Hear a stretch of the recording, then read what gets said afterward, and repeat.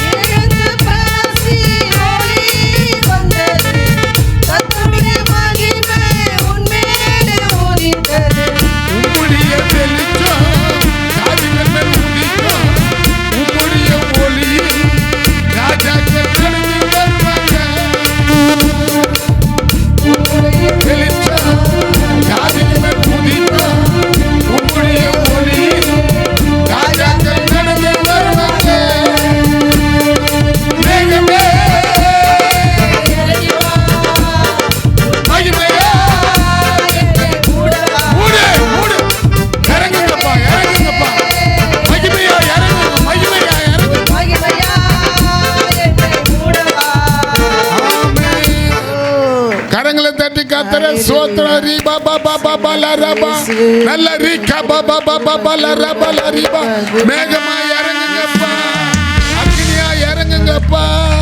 மேகமா எங்க மேல இறங்கும் இறங்கும், அக்னியா இறங்குங்க. ரீ பாபா பாபா லா ஓ ரீகா பாபா பாபா ஓ ரீ பாபா. சொல்லுங்க, ஏசப்பா உங்க நாமத்தில் அற்புதங்கள் நடக்குது.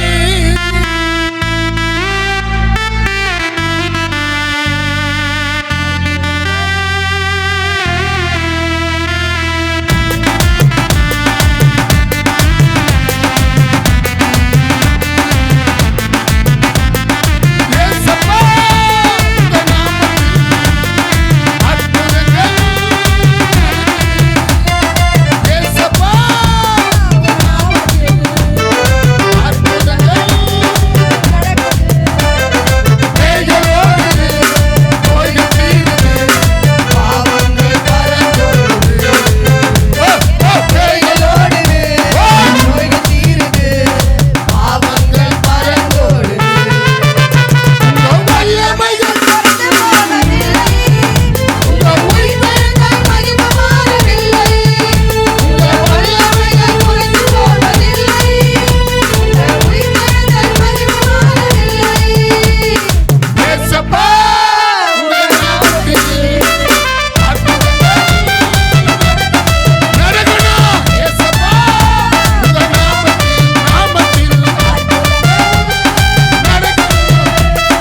பேய்கள் ஓடணும், ஓடட்டும். நோய்கள் தீருது, பேய்கள் ஓடணும்.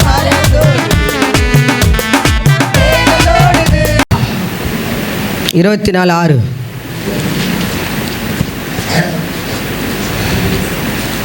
அவர் இங்கே இல்லை, அவர் இங்கே இல்லை, அவர் உயிர்த்தெழுந்தார். அவர் உயிர்த்தெழுந்தார். நம்ம கண்களை மூடுவோமா? அவர் இங்கே இல்லை, எங்கே இருக்கிறார்? அப்போ அவர் உயிரோடு இருக்கிறார். அல்லேலூயா. உயிர்த்தெழுந்தார். கரங்களை தட்டுவோமா? இயேசு உயிர்த்தெழுந்தார். அவர் கல்லறையில் இல்லை, இயேசு உயிரோடு இந்த நாளில் எழுந்து நம்ம மத்தியில் உலாவி கொண்டு இருக்கிறார். அல்லேலூயா. அதிகமாக எங்களை நேசிக்கிற எங்கள் அன்பின் தெய்வமே, காணப்படனா நீங்கள் அவர் விசுவாசிக்கணும். அவன் உண்மையாகவே நேரன்னு சொன்னால் அதிகால நேரம், அவர் உயிர்த்தெழுந்தா சொன்னால் தேடணும். ரெண்டாவது, மூணாவது, காணப்பட்டான்னு சொன்னால் அவர் விசுவாசிக்கணும். அவன் 3 காரியம் தேவனுடைய நாமத்தை மகிமைப்படுத்த இந்த காலை வேளையில் கர்த்தர் உங்களோட கர்த்தர் இடைப்பட சொன்னார். அல்லேலூயா. தேவன் உண்மையாகவே உயிரோடு எழுந்திருந்த தெய்வம். அவர் ஒரு நாள் மறிக்கவே இல்லை, கல்லறையில் அவர் அடைக்கப்படல. கிறிஸ்துவங்களா நீய நானும் இன்னைக்கு நீய நானும் ரட்சிக்கப்பட்ட 4 காரியத்தால் தான் நீ ரட்சிக்கப்பட்டிருக்கிற. நீ நானும் எதனால் ரட்சிக்கப்பட்டிருக்கிறோம்? 4 காரியம் இயேசு உண்டு பண்ணதுனால தான் இன்னைக்கு நீயும் நானும் ஒரு சொந்தக்கார போல், ஒரு பந்தக்கார போல், ஒரு சகோதர போல், சகோதரி போல் காணப்பட்ட காரியம் 4 தான் இந்த இடத்துல வந்து நம்மளை உட்கார வச்சுது.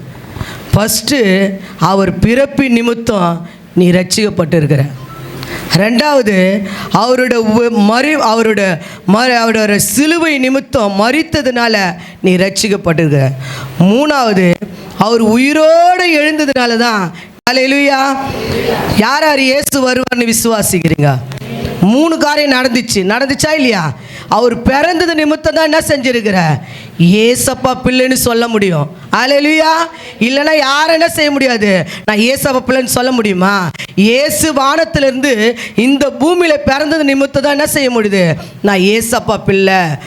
ரெண்டாவது, அவர் சிலுவில் அடித்து மரிச்சதுனால நீ ஏசப்பா பிள்ளையாக மாறுகிற. மூணாவது, அவர் உயிரோடு 3ஆவது நாள் மரித்து என்ன செஞ்சிருக்கிறார், எழுந்ததுனால நீ அவருடைய பிள்ளையாக மாறுகிற. 4ஆவது, அவர் வரப்போறான்னு சொல்லிட்டு எதிர்நோக்கிறதுக்கோசம் இன்னைக்கு நீயை நானும் காத்து கொண்டு இருக்கிறோம். அல்லேலூயா. இந்த 4 இயேசு என்ன செஞ்சிட்டாங்க, ரோமர்கள் சீல் வச்சுட்டாங்க. வெச்ச சீலை யார் உடைச்சது? கர்த்தருடைய தூதன் அதை புரட்டி தள்ளினார். அல்லேலூயா. இன்னைக்கு நம்மளுக்கு கூட சாத்தா சீல் வச்சுட்டு இருப்பான். உனக்கு திருமணம் ஆகாது, உனக்கு குழந்தை பிறக்காது, உன் வீட்டில் நல்ல காரியம் நடக்காது, இப்படிப்பட்ட ஒரு சீல் வச்சுட்டு இருக்கோம். இப்படிப்பட்ட சிந்தையில் நம்மளுக்குள்ளே எண்ணம் வந்துட்டு இருக்கோம். நம்ம வாழ்க்கையில் எங்கே நல்லது நடக்க போகுது, நம்ம இப்படியே தான் பிறந்தது, இப்படியே தான் நம்ம சாவ போகிறோம், இப்படியே தான் நம்ம வாழ்க்கை, நம்ம தலையெழுத்து இப்படியே தான், நம்ம விதி எழுதப்பட்டது இப்படின்னு தான் சொல்லி சாத்தான் நம்மளுக்கு ஒரு சீல் வச்சுட்டு இருப்பான். தேவனுடைய வல்லம் என்ன செய்யும், இன்னைக்கு அது உடைக்க போகுது. அல்லேலூயா, இன்னைக்கு அதை உடைக்க போகுது. இன்னைக்கு நீ விசுவாசித்தா தேவனுடைய வல்லம் என்ன செய்ய போகுது, 4 தூணு உன் மத்தியில் வெளிப்பட போகுது. அன்னைக்கு பிறந்தார் சொல், 2000 வருஷத்துக்கு முன்ன பிறந்த இயேசு இன்னைக்கு பிறக்க நினைக்கக்கூடாது. இன்னைக்கு யாரை இயேசுவை யார் முதலாவது இன்னைக்கு இயேசு தான் ரட்சகரின் ஏற்றுக்கொள்கிறாங்களோ இன்னைக்கு அவங்களுக்குள்ள பிறக்க போறாரு. அல்லேலூயா, கரங்களை தட்டுங்க. அல்லேலூயா, என் தேவன் பிறந்ததுக்கோசம் நம்ம உண்மையாக பைபிள் சொல்லுது, ஒரு பாவி இன்னைக்கு இந்த நாளில் ரட்சிக்கப்படுவாங்கன்னா அவங்களுக்கு எப்படி சந்தோஷமா, மிகுந்த சந்தோஷம். ரெண்டாவது, அவர் இறப்பு நிமித்தம் நம்ம என்ன செய்யக்கூடாது, நம்மளுக்குள்ள ஒரு பாவம் கூட சில நேரத்தில் நம்ம பாவியாக ஒரு மனுஷன்தான், பாவத்தில் தான் நம்ம பிறந்து வளர்ந்துருக்கிறோம். அதனால நம்மளை சுற்றி அவைப்போது உலகத்துக்குள்ளே தான் இருக்கிறோம். பாவம் வந்து தொடாதுன்னு யார் சொல்ல முடியும், நான் பாவமே செய்ய மாட்டேன்னு யாரா சொல்லி பாருங்க, முடியாது. பைபிள் சொல்லுது, நான் பாவமே செய்யலைன்னு சொன்னால் அவங்க பிசாசினால் உண்டானவங்களாம். ஏன்னு கேட்டீங்கன்னா, நம்ம மனுஷர்கள், அவர் தெய்வம், அவர் தான் பாவத்தை செய்யாத சுத்த கண்ணர்.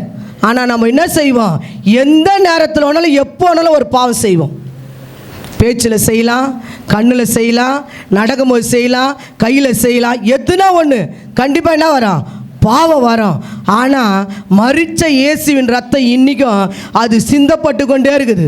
நம்மளை குற்றப்படுத்துகிற சாத்தான் என்ன செய்யணும், இயேசு எனக்காக என் பாவத்துக்காக தான் மரித்தார், நான் அடிக்கப்பட வேண்டியதில் அவர் அடிக்கப்பட்டார், எனக்கு இனி இந்த பாவத்தை காமிச்சு என்ன செய்யாத, பயம் காமிக்காத சாத்தானே, என்னை விட்டு போன்னு சொன்னால் என்ன செய்வான், அவன் ஓடி போயிடுவான். இன்னைக்கு பாவத்திலிருந்து விடுதலை கொடுக்கூட அந்த இயேசு இந்த இடத்துல வந்திருக்கிறார். ஹல்லேலூயா. அப்போ உண்மையாகவே நம்ம 4 தூணு நம்மளுக்கு தேவையா வேணாவா, தேவை. நீங்கள் ஒரு நாள் என்ன செய்யணும், இயேசுவோட பிறப்பை கண்டிப்பாக சிந்திக்கணும்.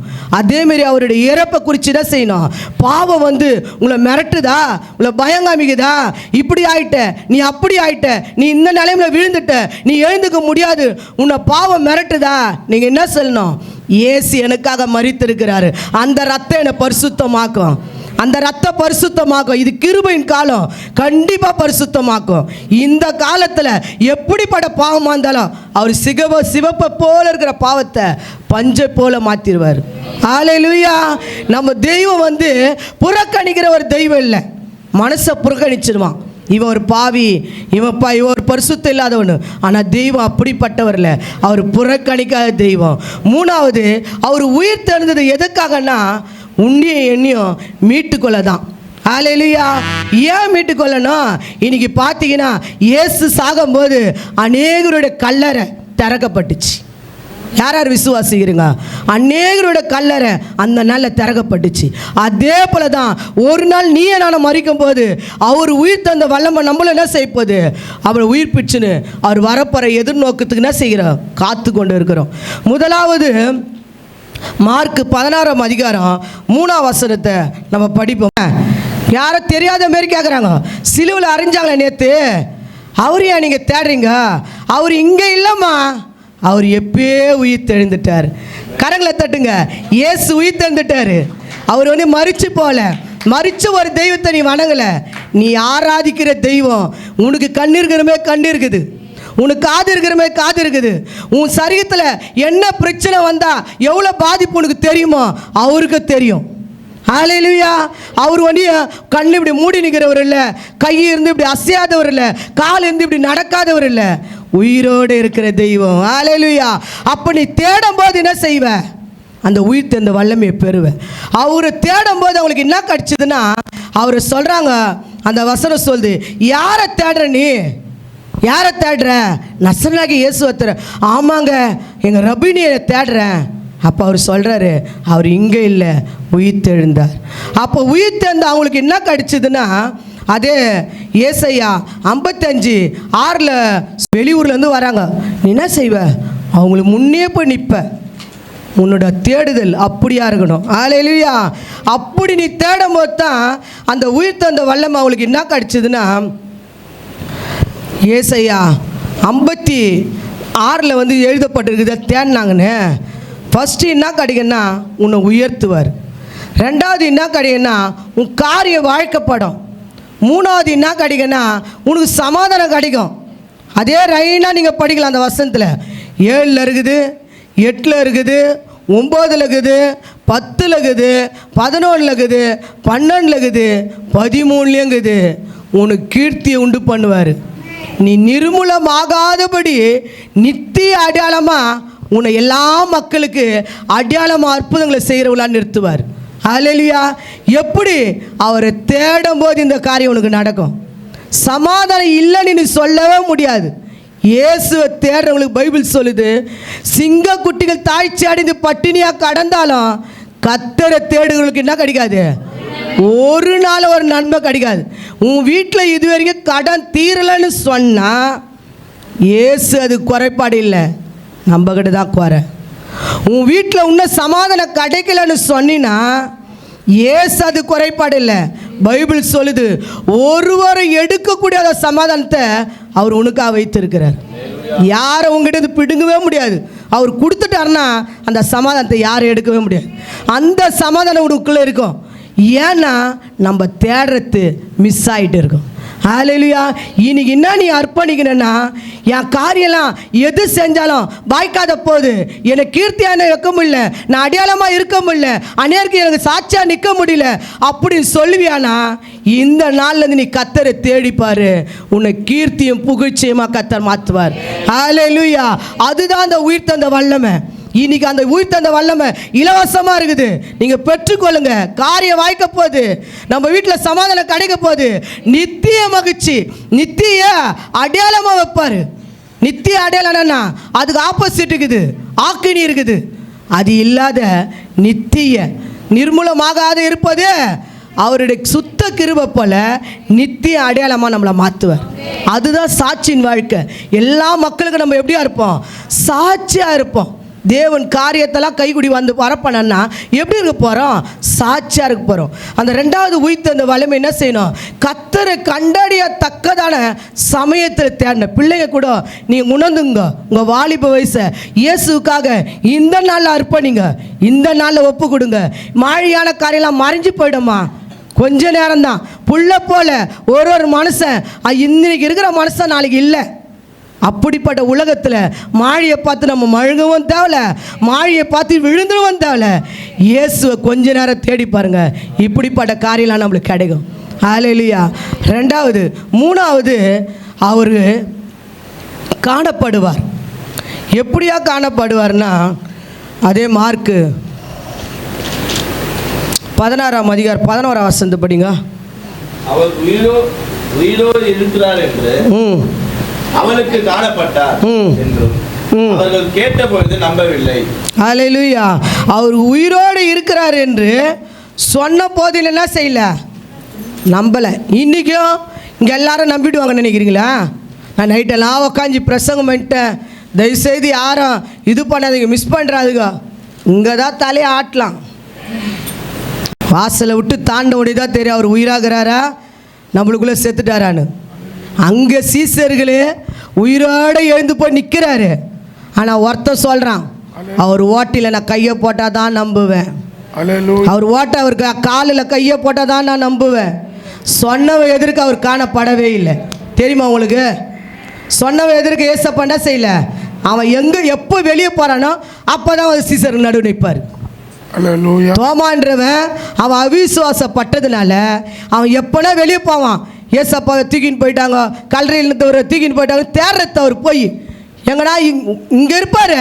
ஆனால் இங்கே விட்டுனா செய்வாங்க, இப்போ வெளியே போய் தேடி இருப்பாங்க, வீட்டில் தேடி இருப்பாங்க. இப்போ எதுனா இங்கே ஆராதனை கர்த்தர் இருக்கிறாரு. ஆனால் என்ன செய்வாங்க? தோமாப்பால் போய் என்ன செய்வாங்க? எங்கே அவர் சரீரத்தை ஒழிச்சு வச்சுட்டாங்க, எங்கே தூக்கின்னு போயிட்டாங்க, தேடின்னு இருப்பாங்க. ஆனால் தோமா எப்போ வெளியே போகிறாரோ மீதி சீசர்களுக்கெல்லாம் ஏசப்பா காணப்பட்டார். அப்போ நீ விசுவாசித்தாதான். உங்கள் அம்மா விசுவாசிக்கிறாங்கன்னு சொன்னாலும் பிள்ளைங்களுக்கு காணப்பட மாட்டார். பிள்ளைங்க விசுவாசித்தாலும் அம்மா விசுவாசிலாம் காணப்பட மாட்டார். நம்ம தனிப்பட்ட ஒவ்வொரு நபரும் என்ன செய்யணும்? இயேசு உயிரோடு இருக்கிறாரு, இயேசு உயிரோடு இருக்கிறாரு. நம்ம என்ன செய்யணும்? விசுவாசித்தா நம்மளுக்கு காணப்படுவார். நம்ம நம்பணும். நம்ம ஒவ்வொரு நாளும் ஒவ்வொரு வாரமும் ஏசப்பா வந்து என்ன செய்கிறாருன்னா இங்கே பேசுகிறாரு. யாரோட பேசுகிறாரு? நாங்கள் இப்போ 40 நாள் கூடணும், எங்களோட முகமுகமாக ஒவ்வொரு நாளும் கர்த்தர் பேசினாரா இல்லையா? வந்து ஜெபம் பண்ணுங்க சொல்லுங்க, பேசினாரா இல்லையா? அல்லேலூயா. ஒவ்வொரு நாளும் பேசினார். ஒவ்வொரு நாளும் நாங்கள் டைரி ஏற்றி என்ன செஞ்சோம், ஒவ்வொரு நாளும் எழுதணும். இந்த நாள் இப்படி ஆண்டவர் பேசினார். பார்த்தா அந்த நாளில் கரெக்டாக அது அந்த பிரச்சனை அந்த காரியம் அப்படி கண்டிப்பாக இருக்கும். அப்போ உண்மையாகவே அவர் நம்மளோட பேசுகிற தெய்வம். தோமாவா இங்கே அநேகரி நம்ம இருக்கக்கூடாது. நீ என்னால தோமாவா இருக்கக்கூடாது. தோமா வந்து என்ன சொல்றாரு, அவிசுவாசப்பட்டு அவர் ஓட்ட இருக்குதுல்ல, நான் அதில் விரல விட்டாதான் என்ன செய்வேன், அவர் அடிச்சுக்கிறாங்களா நான் பார்ப்பேன். அது மாதிரி நம்ம என்ன செய்யக்கூடாது. எனக்கு எதனா ஒரு அற்புதம் நடக்கட்டும், அப்போ நான் ஏசப்பா பார்த்துக்கிறேன் அப்படிலாம் சொல்லக்கூடாது. உனக்கு இன்னைக்கு காணப்படணும்னா நீ நம்ப வேண்டும். உன் பிரச்சனை எதுவாக இருக்கட்டும். இன்னைக்கு அநேகர் 2000 ஆண்டுகளுக்கு முன்பாக ஒரு தோமா வெளிப்பட்டார். இன்னைக்கு 2025 ஆண்டுக்கு எத்தனையோ தோமாக்கள் வெளிப்படுறாங்க. எப்படி வெளிப்படுறாங்கன்னா, அவர் எப்படி காணப்படுவார்னா, நம்ம வீடுகளில் எதுனா ஒரு மரணம் சம்பவிச்சிச்சுன்னா நம்ம என்ன செய்யணும், காக்கா கூப்பிட்டு சாப்பாடு 16 நாள் வைக்கணும். அதே போல் நம்ம பங்காளி எல்லாம் இருந்தாங்கன்னா எல்லாரையும் கூப்பிட்டு வேஷ்டி சட்டையை தலை கட்டணும். அப்போ தான் ஏசப்பா வெளிப்படுவார். ஹல்லேலூயா. இப்படிப்பட்ட காரியத்தெல்லாம் நீ கிறிஸ்தவங்களாக இருந்தால் இந்த உயிர்த்தெழுந்த வல்லமை இயேசு உனக்கு வெளிப்படுவார்னா இப்படிப்பட்ட சாங்கிய சம்பத்தாரத்தெல்லாம் உடைக்கணும். அவங்க தான் கிறிஸ்தவங்க, அவங்க தான் கிறிஸ்தவங்க. இன்றைக்கி நீங்கள் மாறணும். இயேசு வெளிப்படுவார்னு சொன்னால் தோமா போல இருந்தால் வெளிப்பட மாட்டார். தோமா பார்த்தீங்கன்னா தோமாக்குனே தனியாக ஒரு படம் எடுத்து போட்டுக்கிறாங்க. எங்கெங்கே கல்ற இருக்குதோ அங்கெல்லாம் போய் தேடுவார். ரொம்ப நாள் தேடி தேடி மழை காய்ச்சி கூட விழுந்துருவார். அநேக தோமாகர்கள் இன்றைக்கி இருக்கிறாங்க. வீட்டில் ஒரு சாவு வரட்டும், கல்லறையில் போய் அவங்க என்னானா சாப்பிட்டாங்களோ என்னானா விரும்பினாங்களோ நீ வச்சேன்னா அந்த சாபம் உனக்கு தான் வரும். ஒரு நம்ம வீட்டில் நம்மளுக்கு சம்மந்தப்பட்டவங்க யாருன்னா இறப்பாங்கன்னா, இப்போ எங்கள் வீட்லேயும் ஒரு மரணம் வந்துச்சு, எல்லாருக்கும் இங்கே தெரியும். இப்போ நாங்கள் மரத்தை நம்மளுக்குள்ளேயே வச்சுக்கூடாது. காணப்படாதவங்களுக்கு என்ன செய்யணும், நீ காற்ற ஆளாக மாறணும். ஹல்லேலூயா. நம்ம வீட்டில் வந்தது ஒரு பெரிய துக்கமான பிரச்சனை தான். அந்த துக்கத்தில் என்ன செய்யணும், நீ உன் மைக்கை நீ இப்படி பிடிச்சி இயேசுவை பற்றி சொல்ல நீ தழுங்கவே கூடாது. ஹல்லேலூயா. அதே மாதிரி ஒரு சோத்திரம் கூட நீ 16வது நாளில் நீ வைக்கிறன்னா அது ஆறுதல் கூட்டமாக இருக்கக்கூடாது, சுவிசேஷ கூட்டமாக மாறணும். ஹல்லேலூயா. அது சீசர்கள் செய்தாங்க. சீசர்கள் பாரு, இயேசுவை அறியாத வரைக்கும், இயேசு மறிக்காத வரைக்கும் அவர் கல்யாண வீட்டுக்கு போகிறாரு, நல்லா ஜூஸை குடிக்கிறானுங்க. அவர் 5 அப்பத்தையும் 2 மீனை இது பண்ணுறாரு. ஆளுக்கு 12 கூடி தூக்கிட்டு போகிறாங்களா இல்லையா? அதை போல் அவர் சொல்கிறாரு, நான் கூட இருக்கிற வரைக்கும் இங்கே பாஸ்டிங் போட வேண்டிய வேலையில் பாஸ்டிங்கே அவங்க போடல. அவர் இருக்கிற வரைக்கும் அற்புதம் அடையாளம் நடக்கிற இடத்துல என்ன கிடச்சிருக்கோம், நல்லா சாப்பாடு கிடைக்குது, நல்லா தூங்குறாங்க, நல்லா சாப்பாடு கிடைக்குது தூங்குறாங்க. இப்போ அவர் செத்துட்டார். செத்த அண்ணியில் தான் அவளுக்கு எதி கலங்குது. அப்போ என்ன கலங்குதுன்னா, செத்த அண்ணிலேருந்து ஏசப்பா அவர்களை புடமிடுறாரு. இனிமேல் நான் இருக்க மாட்டேன், நான் சொன்ன சுவிசேஷத்தை நீ என்ன செய்யணும், சொல்லணும். நீ எதாவது என் மூலியமாக கண்டையோ என்ன செய்யணும், அது எல்லாம் அறிவிக்கணும்னு நீ அப்போஸ்தலர் 1ஆம் அதிகாரத்தில் எடுத்துட்டிங்கன்னா அந்த சுவிசேஷத்தை தொடங்க ஆரம்பிச்சிட்டான். இன்றைக்கி நம்ம வீடுகளை என்ன செய்கிறேன் நீங்கள் பாருங்க.